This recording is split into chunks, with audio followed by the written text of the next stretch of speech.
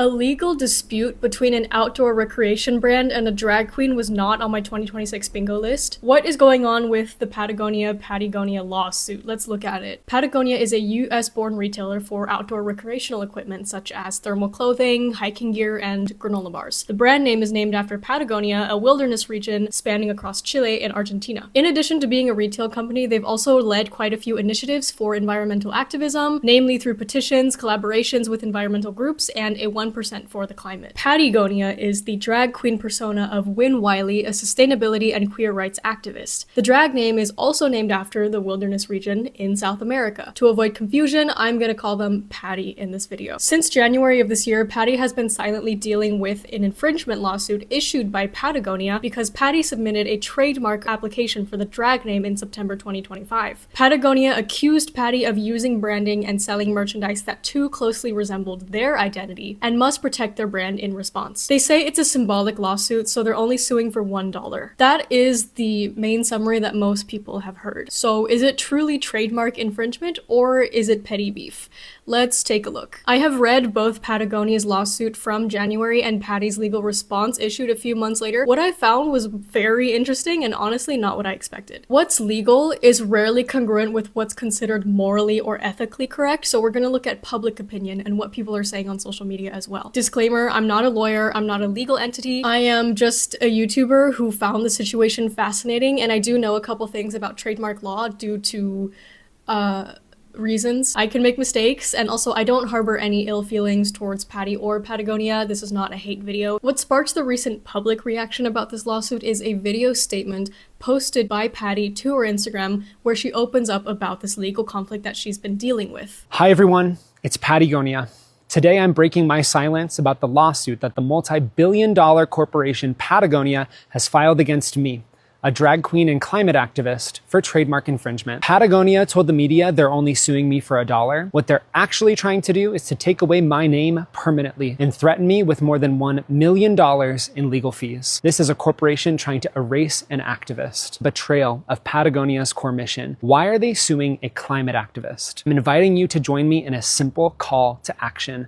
Patagonia, drop the lawsuit. Named after a region in South America called Patagonia, a name that predates both me and the clothing brand by 500 years. Patagonia, a multi-billion-dollar corporation, went to federal court in January to say that I am causing irreparable harm to their brand. There's 3 things you need to know. First, the claims of trademark infringement. I have never used their logo, font, or anything from their brand on our merch website. Instead, the lawsuit cherry picks a few examples of playful parody and fan art, tries to spin those into some kind of vast use of their logo, but I'm willing to never parody their logo ever again, aka never give them free PR ever again. 2, let's talk about the agreement or the understanding that people are saying I broke. There was no agreement. I was collaborating with a third party. Patagonia asked me to follow certain terms, and I did. That wasn't a broad agreement about my future. 3, my trademark application. I filed my trademark application not to compete with a multi-billion-dollar corporation, but because of what happened to a drag queen named Lexi Love, whose name was taken from her by a third party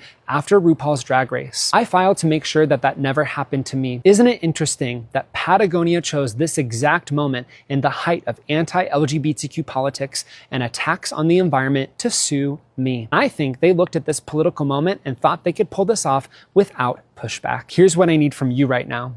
1, join me in telling Patagonia, drop the lawsuit. Make your voice heard everywhere. Do so in a classy, respectful, and peaceful way. 2, do not take this out on Patagonia store employees. To every Patagonia employee watching this, I hope you will use your voice inside your organization right now. And 3, this is just part 1 to the story. What I have not told you yet is far bigger than what I have. This is so much wasted time and money that could be spent fighting for the planet, and instead, Patagonia is taking me to court when I've offered them everything I could to avoid this. They have more money and more lawyers, and they will use their full force, especially after this video. Patagonia is one of the first things in my life that I am genuinely deeply proud of. The idea that this could all be taken away from me is my worst case scenario. My name is Patagonia. I chose it, I've built it, I've earned it, and I am not going anywhere. Patagonia, drop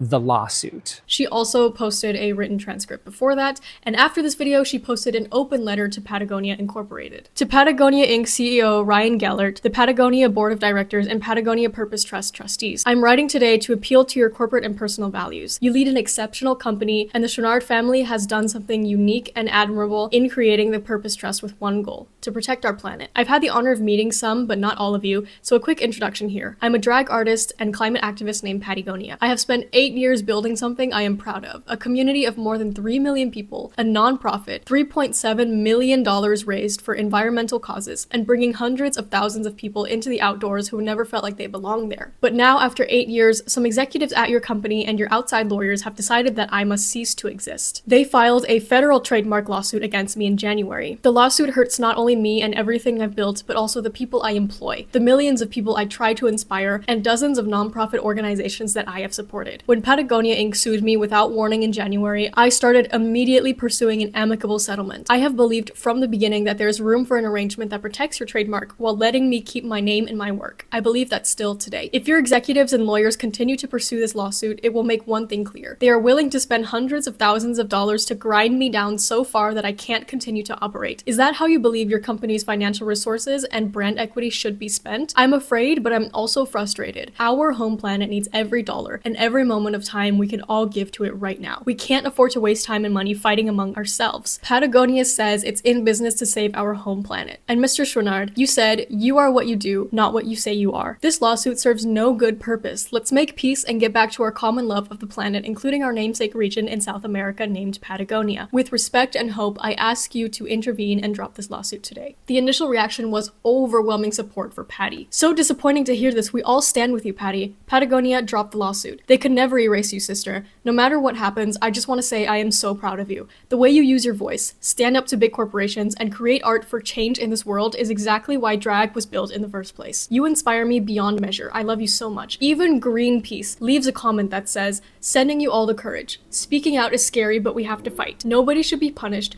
just for defending the planet. Let's review Patty's talking points and some additional reasons as to why many people are in agreement with Patty in participating in her call to action. First and foremost, the $1 in nominal damages as a symbolic settlement is nullified by the millions in potential legal fees, so it came off as pretty sketchy and dishonest on the part of Patagonia. The biggest argument in support of Patty is the fact that the brand Patagonia didn't invent the word Patagonia. Patagonia is a place that predates both the brand and the drag queen. The Patagonia logo is a silhouette of the mountainous region. Meanwhile, they've got company headquarters in California. People were joking that Argentina and Chile can file a lawsuit against them, and even calling it colonizer behavior to trademark a geographical location. The legal reality is different, but we'll get into that later. It's wild to name your brand after a literal real-world place and then sue people for also using that name. They didn't invent the name. It has a history and modern meanings outside of them. How can they trademark a geographical location of South America? Patagonia, you are a colonizer. It's perhaps worth noting that Patagonia has initiated a lot of movements to support indigenous communities, and they are partly the reason why that wilderness region is still there today as a national park. But quite a few South Americans themselves are siding with Patty also, for lack of a better word. If you focus on the name and the illustration itself, which again is based on a precious wilderness that already exists, well, it rubbed people the wrong way. People were saying at least Patty made a pun out of it. And these sort of parodic and satirical drag names like Patagonia, Kimchi, Pheromone, it's almost a staple of drag culture that people love. It's part of the performance art and the subversion of hegemonic values, and Patty's drag name is a direct nod to her climate activism and how she intertwines that with her drag work. I also just wanted to share that while I was doing research for this video, I asked my partner, hey, have you heard about this whole lawsuit situation? And he was like, oh, the one with the drag name Patagonia? Parody and satire are also protected speech in the US where the situation is going down. Then there is this view that taking legal action against Patty is ironically doing harm to the overall sustainability movement. Patty is a public figure who has raised millions for nonprofits and uses their voice to fight for the causes that Patagonia also supports. Patty is literally helping their alleged cause and making a huge impact whilst doing so on a much more individual level in ways that can be considered more financially taxing. And I say more individual level than Patagonia, but it's worth noting here that Patagonia is not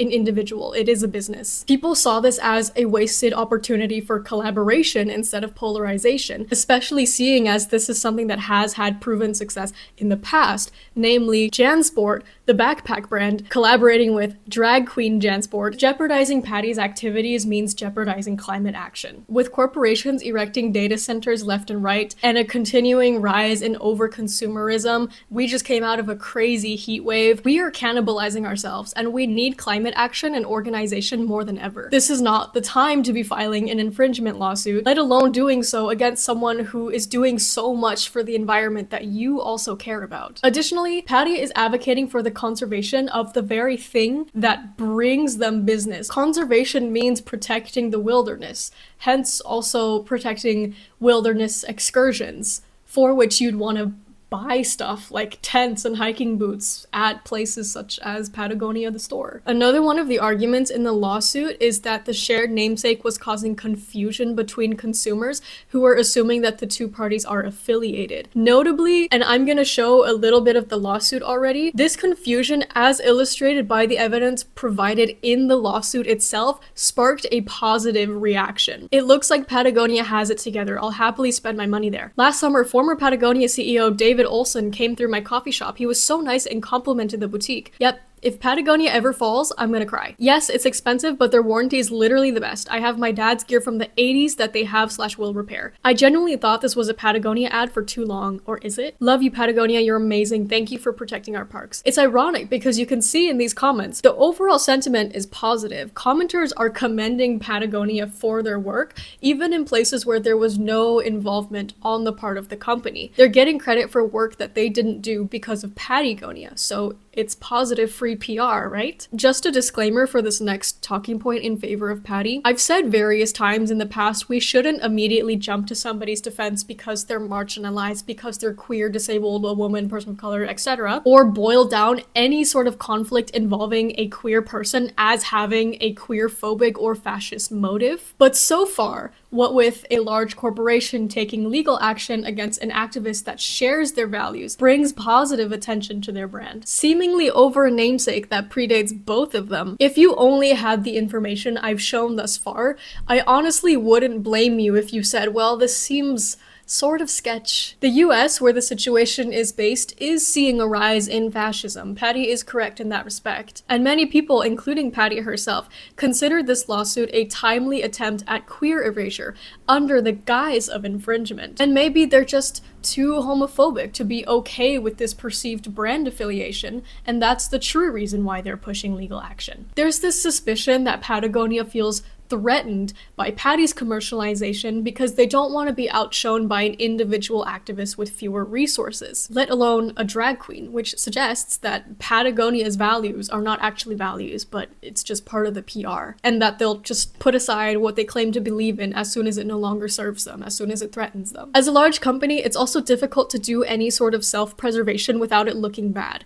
There has been a recent trend of brands just absolutely going to the shits. Everlane, a clothing brand that also has a sustainability mission, recently became an acquisition to Shein, one of the biggest polluters in the fashion industry. Hobby doesn't pay their collaborators and recently announced they use AI in creative marketing. We've seen companies throw their values away as soon as they're on the brink of bankruptcy or as soon as there's an opportunity to make more profit.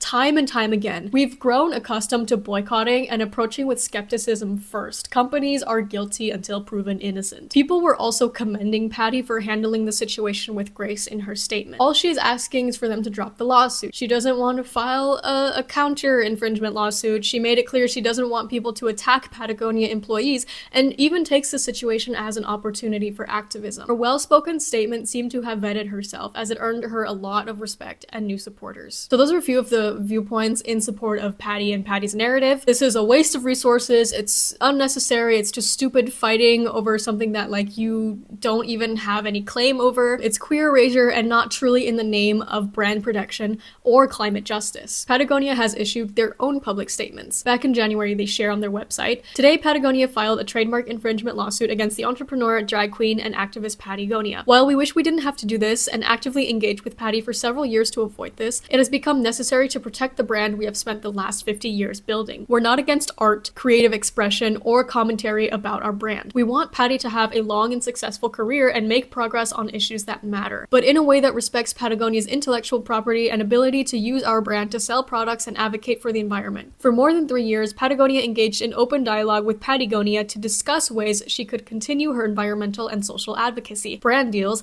and other work without infringing on our trademarks. We thought we'd reached an agreement, and for a while it worked. Unfortunately, in late 2024, Patagonia started selling Patagonia branded apparel online and continued to create and use versions of our logo. Our outreach to Patty asking her to stick to our agreement was refused. A subsequent note asking to discuss potential ways forward got no response. Then in September 2025, Patagonia filed a trademark application seeking the exclusive rights to use the brand Patagonia to sell clothing and apparel, promote environmental activism, engage in online marketing and endorsements, and more. These rights would directly overlap with the work we do and the products we provide, for which we have long-standing rights and trademark registrations. To maintain our own rights, we must prevent others from copying our brands and logos. If we do not, we risk losing the ability to defend our trademarks entirely. To put a finer point on it, we cannot selectively choose to enforce our rights based on whether we agree with a particular point of view. Inconsistent enforcement might prevent us from stopping entities like the oil and gas lobby,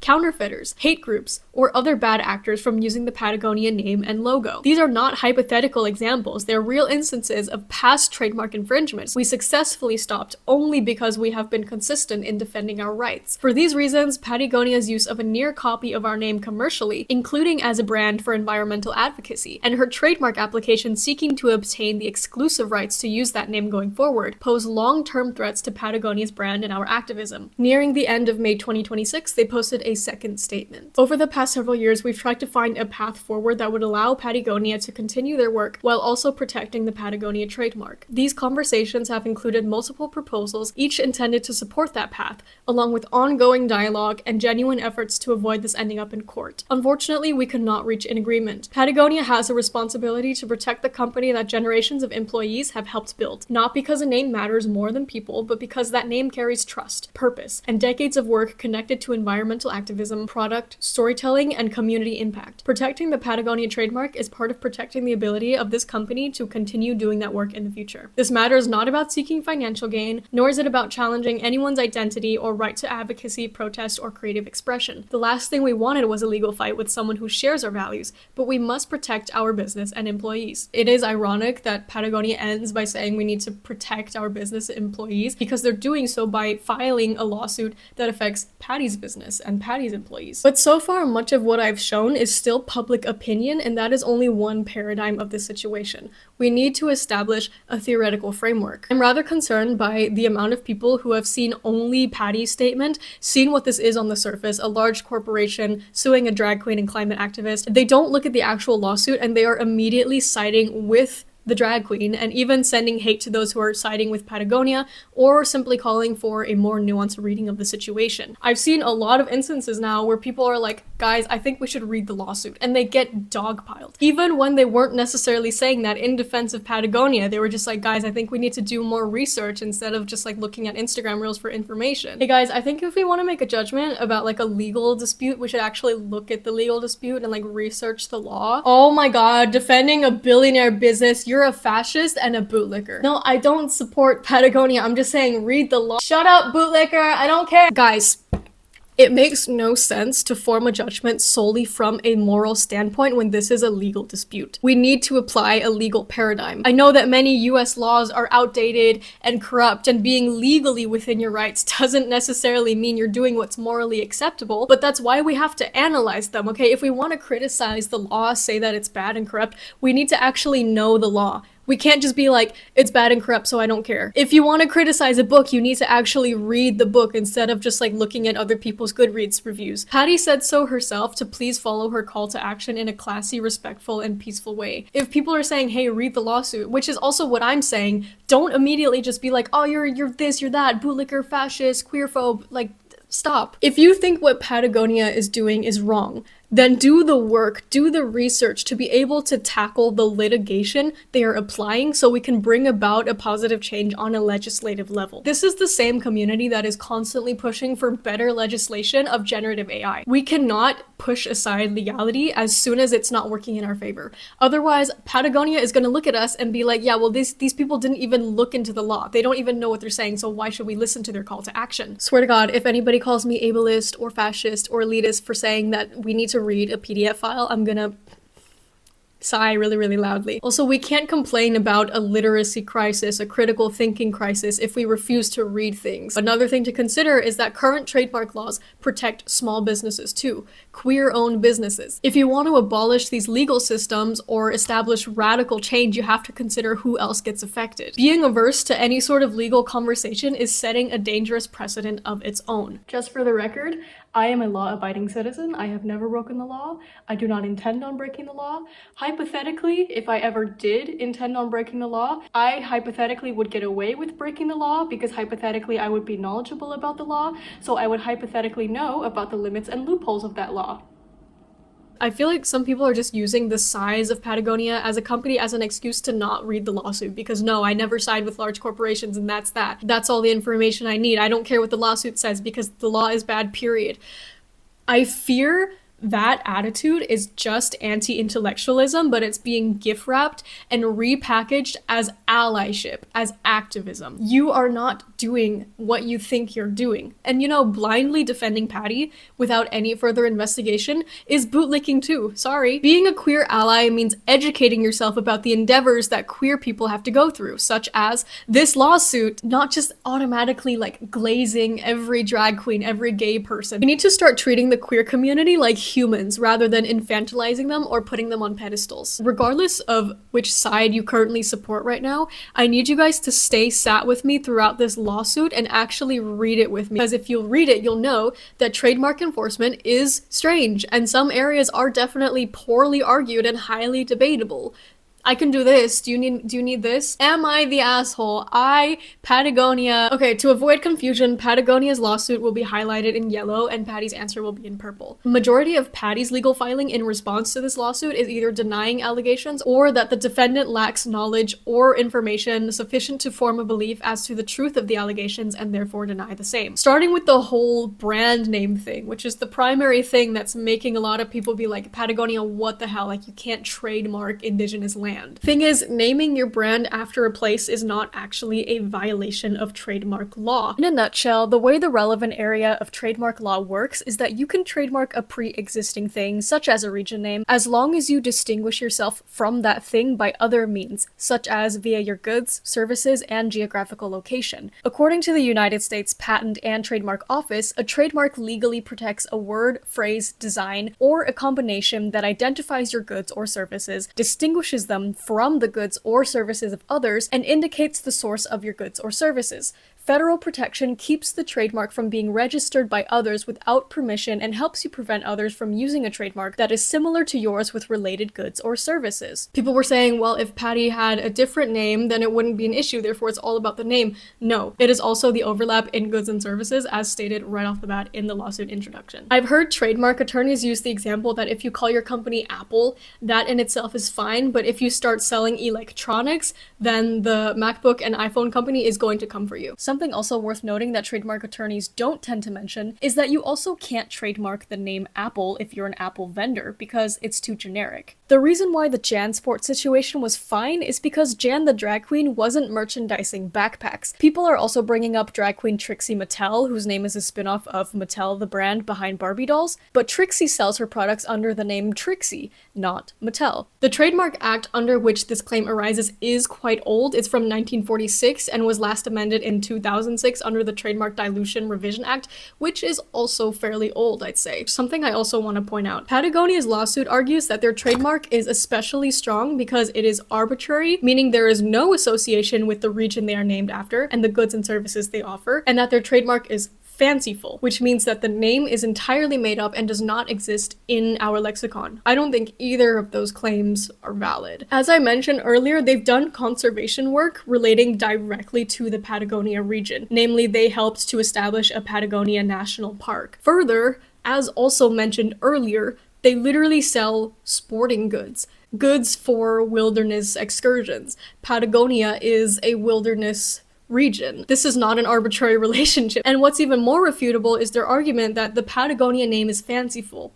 It's not. It's a pre-existing proper noun, and they literally admit all over the website that it's named directly after the South America region. I don't know where they're going with these claims, but disregarding the name origins, there's other things to consider when it comes to this particular lawsuit. The lawsuit emphasizes that Patty's activities are in violation of an initial agreement that Patty would not commercialize, would not sell branded products that had any similarities, because it was established outside of this legal context that there was too much overlap. This was a deal made back in 2022 when the brand Hydro Flask, the third party in question that Patty referred to in their statement, proposed a collaboration and expressed some concerns over the similarities between Patty and Patagonia. In an email from Patagonia, it states the following terms: Patagonia has no objection to the relationship between Hydro Flask and Patagonia, in particular the work described in your email last week, redacted, but we do ask that the parties not use or otherwise display Patagonia's logos, not use the Belwy font in the content that is created, not use Patagonia in any form on product. They also then send a clarifying email asking that in addition to refraining from using the Patagonia logo, that Patty also don't use any substantially similar designs to the Patagonia logo. Patty responded back saying she'll take note of it. What I find a bit murky here is that these exchanges are written and verbal agreements, but not necessarily legally binding, yet they're still here in this lawsuit. And it reminds me a little bit of the Westnitz cease and desist letters where they were telling D-stashers that they're committing copyright violation, which was untrue, and a more viable complaint would have been that they're committing a breach of contract. There are certain things that can be considered contract criteria in these email exchanges. For instance, you have the offer and the consideration, namely these three terms, in exchange for a consent to collaboration between Hydro Flask and Patty. You need evidence that the offer has been accepted, which again is murky. Like, Patty doesn't necessarily say yes, but she says, we appreciate you, we can't wait to get started, we'll take note of it. The last criteria is that there must be a clear intention to be legally bound, which is hard to declare. I wouldn't say that there is one here in this email conversation. Breach of contract is not an overarching claim within Patagonia's lawsuit, so if there's no legal weight here, it seems like what they're trying to do by incorporating these emails in the lawsuit is to convey that there was an attempt at settling this out of court, that there was an attempt at a goodwill arrangement, continued conduct built on trust, perhaps to imply that they are in fact reluctant to press legal charges. And that seems to be something they're trying to convey throughout this entire lawsuit. Patty's narrative is that this agreement held true for this one collaboration exclusively, whilst Patagonia was under the impression that it was indefinite. But regardless, the actions that go against the terms in this email conversation can also fall under other infringements. So bear with me, there's more emails. The lawsuit evidences a post where Patty advertises her stickers, where on the top left of this display board she has is this one Patagonia illustration, and it appears to be a direct spin-off of Patagonia's logo. It's got the mountain and the Belwy font. Patagonia sent another email reminding Patty of the terms of their prior agreement, restating the three criteria from their earlier email exchange, making specific reference to this sticker and essentially issuing a cease and desist. And again, since the initial email conversation was murky in terms of how legally viable it was, I'm also not sure about the extent to which Patty is required to adhere to this new request. Patty responds, well, no, because during a Zoom call, there were also additional consensuses. Patagonia, the drag queen and environmentalist, is inspired by a region in South America. It's wonderful that both Patagonia, the brand, and Patagonia, the drag queen, are inspired by Patagonia's beauty. We also shared that any and all references to the brand Patagonia, font or brand logo in association to Patagonia, was done by a fan as fan art. We have never sold this fan art, thereby confirming that this sticker spin-off of the P6 was just a fan art, it wasn't being sold, and also no, it seems we did not agree on the same terms during the initial conversation, which is perhaps why Patagonia didn't claim this breach of contract that I was honestly expecting when I first read this. Patty goes on to say, actually, we too are aiming to avoid perceived affiliation because Patagonia has done some iffy things too, namely develop and sell tactical and military gear to the US government and police departments under a division named Lost Arrow, a term which also appropriates from Native American culture. And seeing as the US military is the world's largest global polluter, amongst other reasons, Patagonia does not support this endeavor, and they don't actually want to use any references pertaining to Patagonia's brand moving forward. The email also says the merch itself has never used Patagonia's branding, and they make a point to avoid saving, and I quote, any of the brand Patagonia's product we frequently find heading to landfills. Shade. And despite Patty's claims that she too wanted to end these affiliation allegations, she continued wearing this fan art logo. Ending off, they say, let's stay neutral, there's enough room for both of us. And Patagonia then responded, yeah, I think there's room for both of us, let's have a conversation. But that was allegedly met with no further response. In paragraphs 26 to 29, Patty's answer confirms that yes, there was a conversation between Patagonia, the defendant, and Hydro Flask in 2022. Yes, there was merchandising after this conversation, and yes, there was another email exchange in 2025, but paragraph 28 also goes on to deny the remaining allegations in paragraph 28 of Patagonia's lawsuit, amongst which is that Patagonia's follow-up email was met with no response. So maybe I'm reading into this too much, but does that mean to say that Patty actually did respond? And if so, what was the nature of that response? Is this something that Patty's gonna reveal in a part 2 of her statement? Patty's answer also does not confirm any consensuses that were made during these conversations. It simply says conversations occurred, and then defendants deny the remaining allegations in these paragraphs. As for this fan-made logo, we need to talk about it. When you look for news articles and social media discourse about this whole situation, you often see this side-by-side comparison of the Patagonia logo and the fan-made illustration. I think it's very important to distinguish that this illustration is not Patty's logo, nor is it Patagonia's logo. It is a spin-off replica of Patagonia's logo that has been used by Patty for allegedly non-commercial purposes. It's a bit of a loophole perhaps to say, no, we're not selling this logo itself, but still having it pictured on like your outfits and next to things that you are selling. Like if we just step out of the legal framework, I do think that this can be considered a commercial purpose. Like it looks to me as it's advertising. So Patagonia's lawsuit evidences these email exchanges where Patty did say, no, this is a fan-made drawing, it's not being sold, but this drawing is also pictured amongst evidence of infringement via logo integration, including photos and videos where it's the only illustration in sight. And in many areas of this lawsuit, it's very unclear to me whether or not they are referring to or including it when they refer to Patty's logo, Patty's trademark. I do think Patty's actual trademark logo looks vastly different. It's monochrome, different font, it says hiking club, and the illustration is a heeled boot with flowers growing out of it. It's not a mountain silhouette. So I have to disagree when Patagonia says that it's nearly identical. But then it's like, is it in fact this heeled boot logo that Patagonia is referring to when they say that? Or is it this replica that a lot of people are mistaking as merchandise or as Patty's logo? On paragraphs 31 and 32, they refer to this illustration as a replica of or reference to their logo. But earlier, in 29, they say that Patty restocked her clothing merch and keeps using and displaying what they refer to as their logo, which Patty again denies. As far as I know, there was never display of Patagonia's logo by Patty unless you consider this fan drawing equivalent to Patagonia's logo, which it seems like they do here, but the mention of pattymerch.com suggests they're also referring to Patty's true logo. I went on pattymerch.com, by the way, just to see the items being sold for myself, but it currently says that everything is sold out. I think the t-shirt sales are on hold for the time being, at least until this dispute is resolved. Maybe it's both of these illustrations that they consider to be part of Patty's trademark. I don't know. There's this turbulence and fixation surrounding any claim referring to the use of Patagonia's logo, but again, this illustration is neither Patagonia's logo nor Patty's. Just like the whole arbitrary and fanciful thing, I'm just not sure if it's being honestly or factually addressed, and I just feel like conflating the fan-made illustration with the Patagonia logo and using the illustration in certain ways, albeit not merchandising the illustration itself, are both frivolous, and I wonder if it's just a massive red herring. I mean, I wonder if this dispute could be simpler if Patty simply ceased the use of this replica alone, which she said she was more than willing to do, seeing as it belongs to everybody and nobody. If anything is causing confusion, it is this damn fan illustration. Speaking of which, I think we need to talk about the confusion claim. A lot of people are hearing the word confusion argued by Patagonia and being like, what the fuck do you mean? The brands are two completely different things. The trademarks are not similar unless you just can't fucking spell.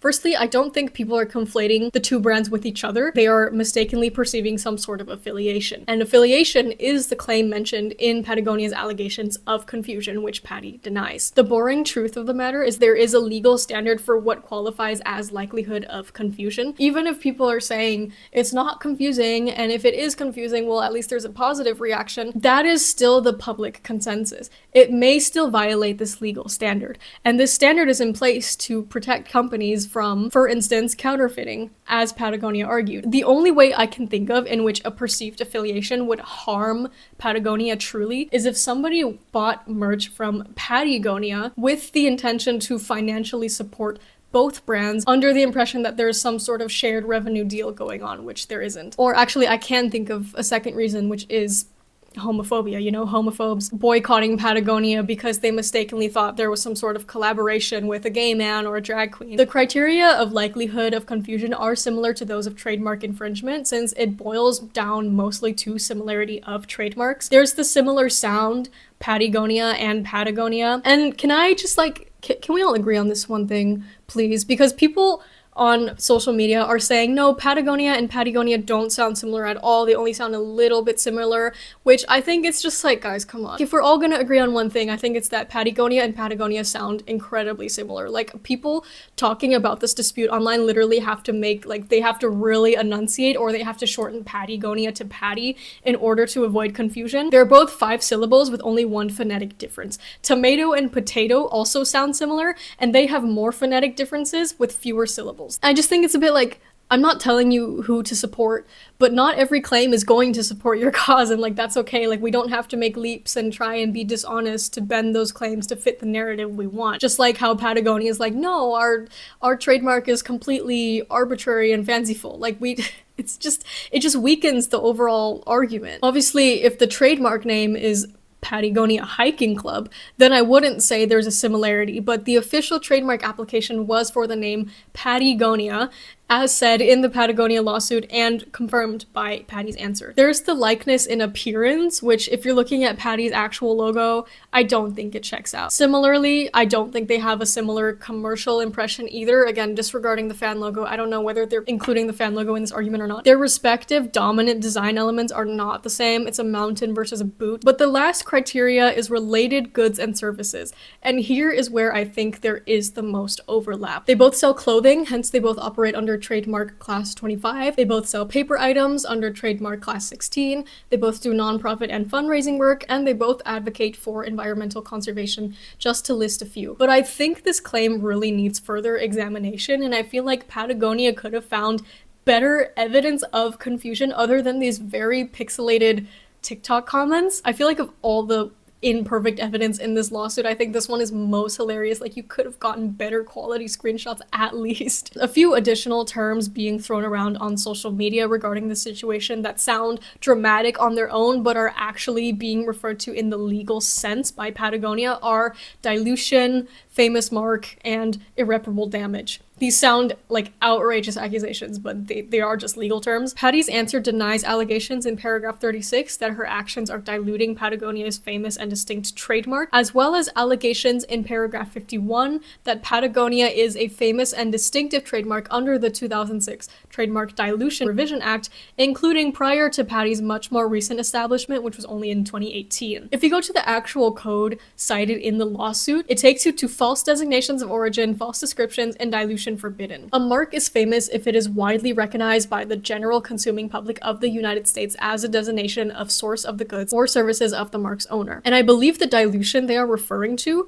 is dilution by blurring, which is association arising from the similarity between a mark or trade name and a famous mark that impairs the distinctiveness of the famous mark. The other form of dilution that falls under this category is dilution by tarnishing, which is a harming of reputation. I do think that if they're claiming that what Patty's doing is a harming of reputation, then I'd say, okay, maybe that's kind of homophobic, given that Patty's brought almost exclusively positive publicity up until this lawsuit. But given that their evidence for likelihood of dilution is positive conflation by these horrible screenshots. I don't think tarnishment is their dilution claim, but the blurring one, especially given that factor 5 under the dilution by blurring is whether the user of the mark or trade name intended to create an association with the famous mark. So it's not harming reputation that I believe they're arguing, but rather the impairment of distinctiveness. Obviously, they both fall under dilution. It could be a smokescreen, and I could also be completely wrong with this analysis. It could be indeed tarnishment that they're also arguing. The lawsuit includes testimony of Patagonia's long-standing iconicity and achievements and a timeline showing the evolution of their own brand trademark and commercial activities to establish that they are a famous mark, which also conveys that they are thus entitled to trademarking. Patty's answer claimed they lacked sufficient knowledge, but Patty's actually doing a very similar thing in her public statement, where she talks briefly about how she built her name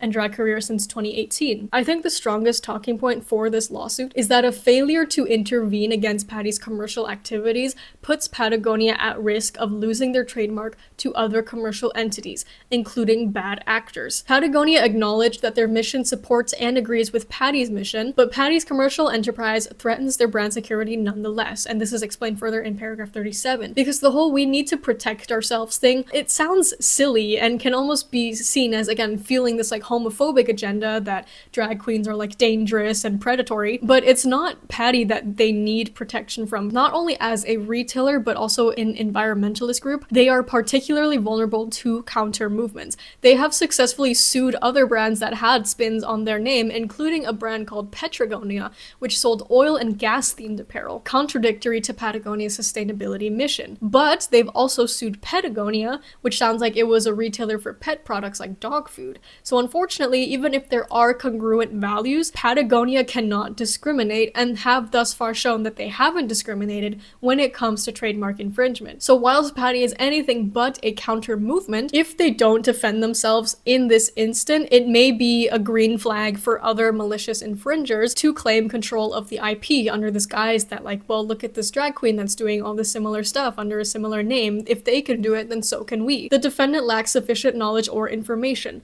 but the defendant has a similar reasoning for why she chose to commercialize her name, which is that the drag queen Lexi Love had her name taken, and Patty, just like Patagonia, needed to protect her brand. There are more parallels between these two businesses than what you would see at first glimpse. But perhaps worth noting is that if you look at these previously sued brands, their logos all greatly resemble the Patagonia logo in a manner reminiscent of, once again, this fan illustration. Patty's logo bears very little resemblance, let alone resemblance to the extent that these spin-offs bear. So once again, it's like, which logo, which illustration are we talking about? As for Patty's answer, I'm very curious to see more elaboration as to why certain allegations are being denied and what those denied allegations are implying. For instance, I was pondering so long about paragraph 31, where it states, the defendant admits to posting a milestone celebration post to their Instagram, but denies the rest of the allegations under paragraph 31 of Patagonia's lawsuit. The remaining allegation that I can only assume that this claim is referring to would be that Patty celebrated by displaying the copycat Patagonia logo on gloves. I think it's unmistakable she's got the fan-made logo on these gloves in this screenshot, so I just wonder if they're saying, no, we did not display the copycat logo, or are they saying, this is not a copycat logo? Or are they saying, we did not celebrate this follower milestone via the displaying of this logo? Or are they saying all three and something else? The Patagonia lawsuit has 6 overarching claims: federal trademark infringement, federal unfair competition, federal dilution of famous mark, trademark infringement and unfair competition under California statutory law, trademark dilution under California law, and finally, trademark infringement under California common law. Their prayer for judgment calls for the following, which I'm paraphrasing. Rule for us against Patty on all the aforementioned claims. Patty should cease any commercial activity that involves our trademark or similarities to it, cancel Patty's trademark application and prevent her from filing any future similar applications, pay forth $1 in damages, but then immediately in the next prayer, they're like, also we want our legal fees paid. What? Patty's answer has a total of 12 affirmative defenses: failure to state a claim, plaintiff lacks a valid trademark, invalidity of trademark, non-distinctive, no likelihood of confusion, waiver, latches, acquiescence, estoppel, or unclean hands, mark is not famous, fair use, superseding/intervening acts of others, First Amendment, failure to mitigate, good faith, and reservation, ending with a prayer relief requesting that plaintiff takes nothing by way of its complaint, plaintiff complaint be dismissed in its entirety with prejudice, defendants be granted their reasonable attorney's fees, costs, and expenses, and that the court award such other and further relief as it deems just and proper, ending with a demand for jury trial. Since Patty's defenses include fair use and First Amendment, I'm anticipating an upcoming argument that may be used in court that Patty's activities fall under parody and satire, which these doctrines protect. Something qualifies as parody if there's imitation for a commentary purpose. The parody aspect must be clear to consumers, and selling merch looks a lot more like simply capitalizing off of the mark rather than doing any sort of commentary on it, which just takes us back to this whole likelihood of confusion claim. Satire is maybe even weaker of an argument as it doesn't require direct reference to something that is intellectual property, so it's not 100% soundproof, but it could be an angle worth exploring further. If they choose to take this to court, I would be incredibly interested to hear them elaborate on the actual criteria of every claim they make, because in this video, I'm doing a lot of guesswork. There is unfortunately very little congruency between what the law says versus how the average person feels about the situation, which I feel like shouldn't be the case. And my opinion as a person who's not a lawyer is if they take this to court, they also really need to assess the extent in which these legal claims are holding true in actuality. Has Patagonia actually lost revenue since Patty started selling clothing? Has Patty's activities affected the public view of Patagonia in a negative way? And I think they need to compare that to an assessment of how much this lawsuit and the whole thing going public is costing Patagonia as well. I feel like Patty's video is causing more irreparable damage than Patty's commercialization, may even open up the possibility of a defamation case. I do think the video is causing Patagonia financial loss and ridicule and will be used as evidence in court. Maybe there's something to be said about how trademark laws works the same regardless of the size of your business. It protects small businesses, as I said before. It also protects huge corporations such as Disney, and Disney is a company that is notorious for doing crackdowns on smaller creators that are merchandising items with their trademark. And they have a trademark on a lot of things. A few days after this whole legal dispute went public, Patty posted an additional video. Watch this. And we've never tried to solve that. When Patty started selling apparel, then started a business, then filed trademark applications for the exclusive use of Patagonia in apparel and environmental advocacy, and then wouldn't have a conversation if this is really a problem. Lies. This is straight up lies, because the first time we heard from Patagonia after filing our trademark application was 4 months later when their internal lawyer emailed to say that Patagonia had filed the lawsuit against me for trademark infringement. Patagonia, you never reached out. Either you, Ryan Geller, CEO of Patagonia, are lying to the public, or the people under you are lying directly to your face. I feel like this is another misunderstanding, as based on the Patagonia lawsuit, it seems like they're under the impression that they gave sufficient warning after their email conversation in March, and I believe that's what Ryan is referring to here when he says they were met with no further response from Patty, as it says so in the lawsuit. But Patty doesn't seem to consider it that way. In fact, it sounds like she was taken by surprise that she didn't get another warning, and was instead met with a full-on lawsuit as the first form of contact after filing for her trademark. So when Patty denies allegations that their conversation was met with no response, is that what they're referring to? For two parties that are both like, yeah, we're just sad about the lack of communication and we didn't want to, make this a legal dispute, they sure are not communicating very well with each other. And now they're kind of both left under the impression that they had no choice but to do what they're doing now because of actions or lack of action from the other party. Speaking of trademarks, not only did I submit my trademark to the US Patent and Trademark Office, but it passed the first step, and the examining attorney found it, and I quote, not confusingly similar to Patagonia's mark. As I said earlier, this likelihood of confusion needs more investigation, as it seems that even legal entities can't find a consensus. All I've wanted is peace, and I don't think you're entitled to what I'm about to do, and you certainly don't deserve it for your extremely disappointing behavior, but I'm gonna offer it to you right now. I'm willing to drop the trademark. And if I do that, you drop the lawsuit. The issue that we're wrestling with isn't about trying to silence somebody. The issue that we're wrestling with is not trying to take somebody's identity away. So if this is true, that it's about the trademark, then you'll drop the lawsuit. But if you don't, then we'll know what this is really about. Patagonia trying to erase my identity and my whole community's activism. And now, the whole world is watching. What are you gonna do? Sadly, it seems that Patty and Patagonia are actually becoming more and more polarized as the situation progresses. This video was also met with predominantly overwhelming support for Patty and her public offer. Not all white male CEOs, but somehow always a white male CEO. All I know is they're putting a lot more effort into making excuses than taking accountability. If they owned up to their mistake and did anything to make things right, this backlash wouldn't be happening, but no. It seems like they're doubling down and willing to do irreparable damage to their image over what? Honestly, I hope they drop the lawsuit so you don't have to waste time in court. But at this point, the damage is done in my eyes. I can't unsee their behavior and I won't buy from them. Period. But not everybody is in support of Patty. In fact, some people were saying that Patagonia has every right to pursue this lawsuit. If they don't defend their trademark, they'll lose the legal basis to defend it in any future lawsuits. My understanding is that the timing was based on you applying for a trademark for the name. Is that not correct? I totally understand what is going on, and Patagonia isn't in the wrong. I'm not sure why this is being branded as discrimination when it has to do with taking a logo and selling things as their own. If I took Arc'teryx, which is a fossil, and started stamping it on my stuff and selling it, Arc'teryx has every right to go after me. It also protects us, creators vice versa. Just my opinion. I don't care about Patagonia either or buy their stuff. I'm not dedicated to Patagonia either. I'm stating facts. Now the defense is to tell them to drop the lawsuit.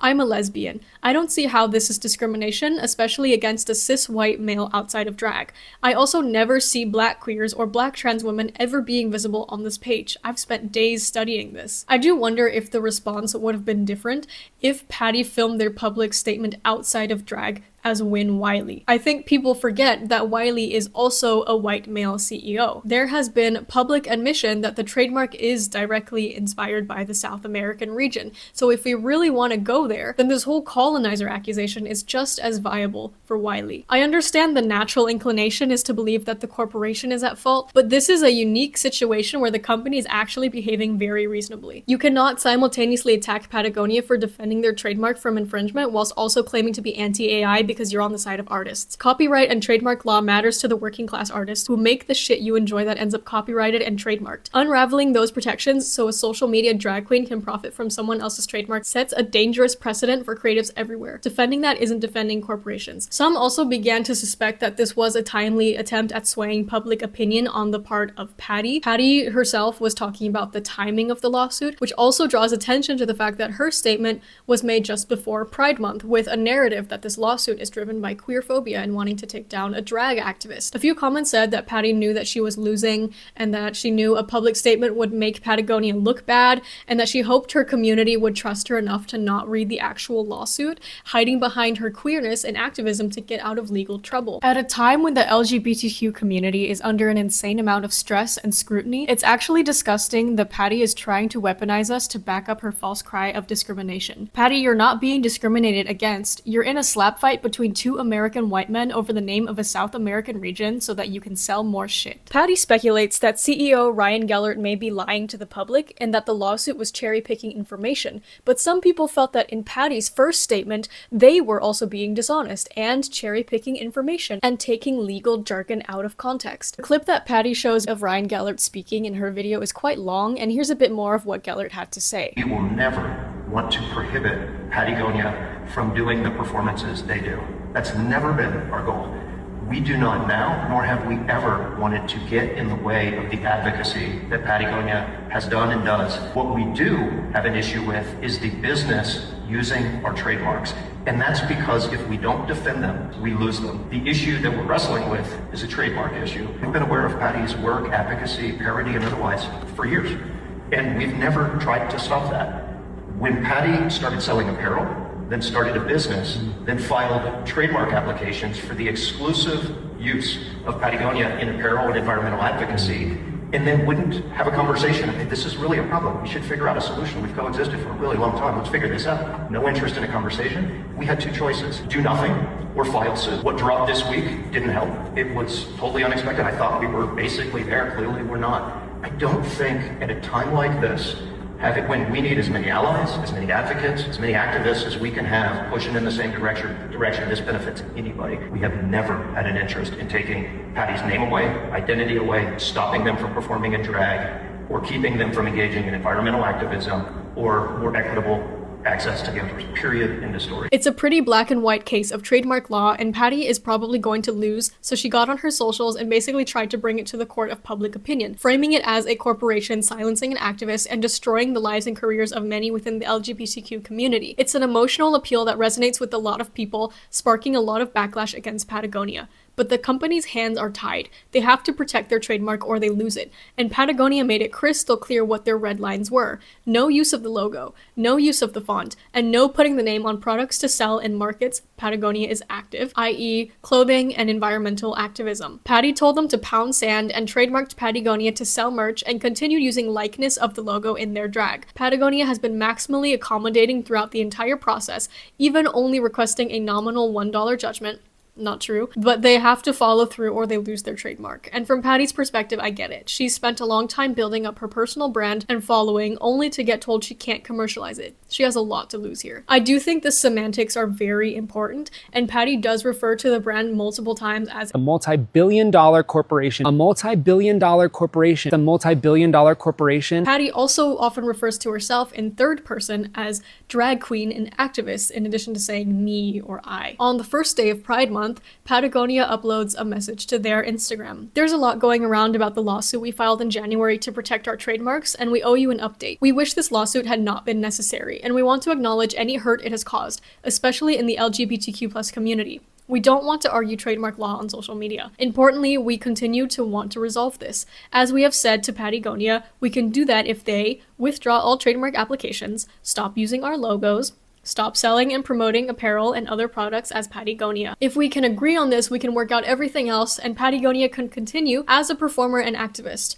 We share common ground with them, including the goal of saving our home planet and creating a more inclusive outdoors. Seems like they really don't like the fact that this has become a public negotiation, and they're still insisting with this post that Patty stick to the original terms indicated in the lawsuit. Patty responds, also publicly in a post to her Instagram, Patagonia just posted their offer to settle. When I told you that they were trying to erase my advocacy, their bullet number 3 is what I was talking about. Stop selling and promoting apparel and other products as Patagonia. Patagonia is not just talking about my upcycle t-shirt merch in that bullet point. They're talking about the partnership work with other brands that I've done for years to pay for the education, advocacy, and activism that me and my team do. If I can't do partnerships as Patagonia, it breaks the whole ecosystem of advocacy and community engagement. And they understand this because their work is built on the exact same model. Advocacy work funded through commercial work. Bullet points 1 and 2, I've already said I would agree to. Bullet 3, absolutely not. No deal, Patagonia. All in all, regardless of which side you're currently supporting, I think it's important to consider that there are a lot more parallels than one would initially expect. They are both businesses. This is not a business versus an individual. They both fear the loss of what they built, about which they care deeply. They're both reluctant to take this situation to legal intervention, and they have a shared cause. They both have lots of amazing achievements to stand by, and they are both deeply affected by the current state of trademark law in the US. Maybe this conflict is the catalyst to some legislative change. Both parties are in a precarious position here, and they're under a lot of public and legal scrutiny. Are there any potential solutions other than this ongoing negotiation? There's the collaboration solution, but I think that ship has sunk. Like, there's too much resentment at this point. Something Patty could have done during her decision to commercialize was to file multiple trademark applications, each with a different trademark class or commercial activity. That way, if Patagonia retaliated, she likely would have only had to withdraw a few of those applications but still retain the right to certain commercial activities. Patty might also be able to request a licensing or royalty agreement, which allows her to merchandise trademarked or similar goods under certain terms and conditions, but these are usually quite demanding terms, usually asking for a large portion of the revenue and frequent paid renewal of the license, which is the case also due to brand protection. Patagonia was not actually Wiley's first drag name. The original name was Ginger Snap. Perhaps this is a name that Wiley can revert to. Wiley also has the chance to do something so funny right now and change their drag name to something ridiculous like Patagonia the drag queen, not the outdoor recreational brand. I guess that's still affiliation, but it's just a funny thought. Guys, I encourage you to look at the lawsuit yourself. Search up the codes being cited, search up the legal claims, and look at Patty's legal answer. And then tell me what you think. Did seeing the actual lawsuit affect your perspective? Do you think this is still an infringement issue or something else? Will you be participating in Patty's call to action or not? And what do you think the best course of action would be with regards to the environment and climate action, which is the shared cause between Patty and Patagonia? This is an ongoing situation and we do not have the full picture or the resolution yet. If there's something that you feel is important that I did not mention today, or there's something I got incorrect, please kindly inform me in the comments, and thank you for watching. Happy Pride Month. See you next time.